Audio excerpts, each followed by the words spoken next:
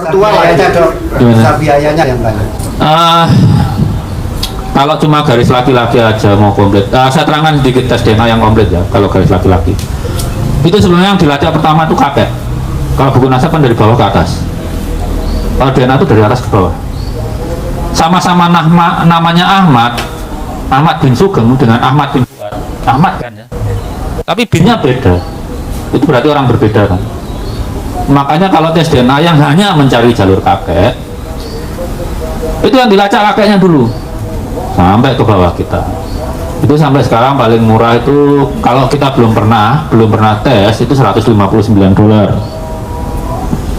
Tapi kalau kita pengen nyari semua jalur bapak, jalur ibu, jalur selang-seling, itu sekarang paling murah itu kalau nggak salah $350 deh. Tapi itu cuma dapat catatan aja kita. Bacanya kan harus butuh ahlinya. Ahli itu kan butuh sekolah. Kan masa disuruh gratisan tega amat. Itu kalau di luar negeri itu konsultasinya $47 per jam. Karena mereka harus beli komputer gede. Itu kan 90 giga itu datanya 90 GB. Satu harddisk itu satu harddisk 128 giga itu hampir penuh. Harus beli komputer, kasihan juga kalau nggak dibayar. Ya itulah. Tapi itu udah mending karena tahun 2020 itu berapa tesnya? 1,5 miliar satu orang. Sekarang tinggal 7 juta itu kan udah. Nanti kalau misalnya anak saya yang kecil udah kerja mungkin kalau sudah 500-an ribu nggak ada orang bisa ngumpetin nasab dah. Kalau kita yang keturunan mana? Ini mau diklaim Wali Songo nanti dibully lagi. Kalau Wali Songo itu kan garisnya ngikutin garis orang Jawa ya. Apa anak laki-laki, anak perempuan, semua keturunannya dianggap bukan dianggap, memang cucunya gitu loh. Asal itu gunanya nyari-nyari nasab kan bukan nyari pengakuan, silaturahmi, ketemu dulur, bukan mau membanggakan nasab. Kalau Bani Wali Songo itu yang penting satu punya keahlian, ben gak ngisin-ngisini gitu ya. Di keahliannya dia berprestasi, terus kedua tuh ya nyebar manfaat tuh yang penting. Gak usah kalau pengen tes DNA ya terserah, nggak tes tapi kita kalau ingat wayang ya, jadi ngomong geladah aja. Kalau perhatikan tentang Werkodara ya diperlakukan itulah. Werkodara itu baru mengakui anak kalau anaknya bisa ngalahin bapaknya. Bani Wali Songo mending seperti itu.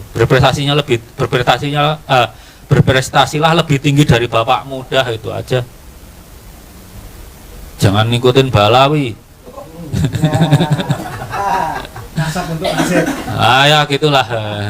Kita nasab itu untuk nyari kerabat, bukan untuk minta diakui gitu. Coba ini saya mau tanya ini.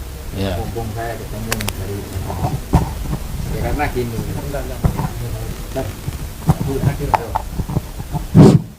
Anak ini di saat ada pertemuan, di situ ada pertanyaan dan pertanyaan itu terjawab.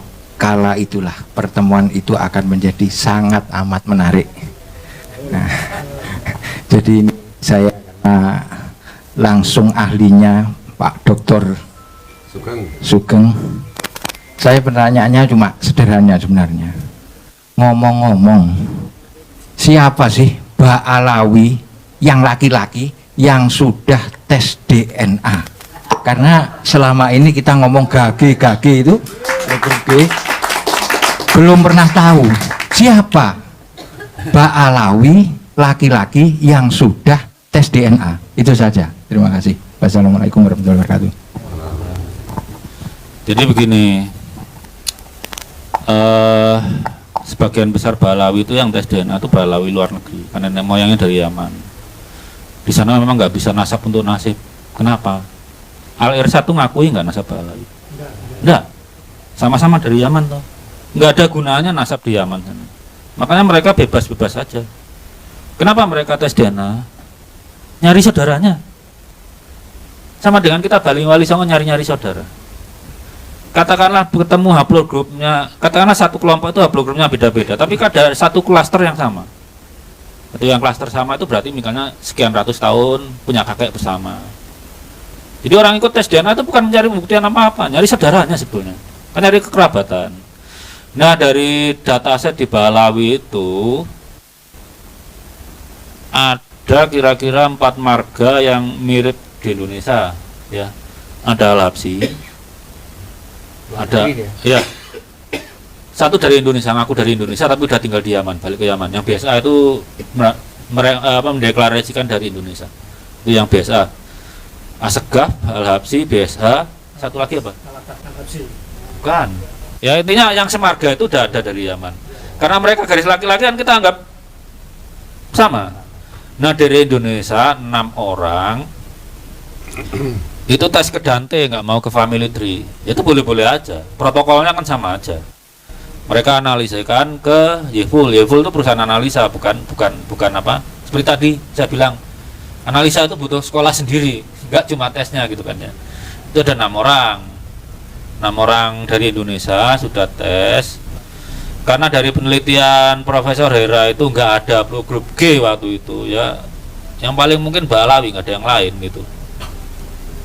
Berarti sudah ada di Indonesia. Udah 6 orang. Karena apa? Yang 6 orang ini sama dengan G Yaman itu, yang tadi saya sebut marganya Asgaf, Jamalul Lail, Mas. Nah, jadi penanda genetiknya itu dari 25 itu plek sama dengan Asgaf, Jamalul Lail, Al-Habsyi sama BSA.